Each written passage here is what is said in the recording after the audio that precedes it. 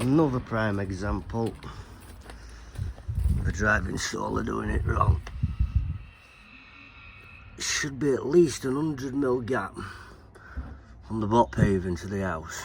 Leaving an 100mm gap will allow the motor below the damp to breathe. Bad practice.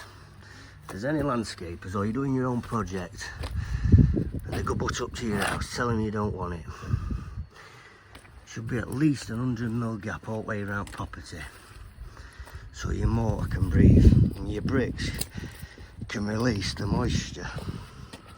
This house is getting damp in it. Bad craftsmanship.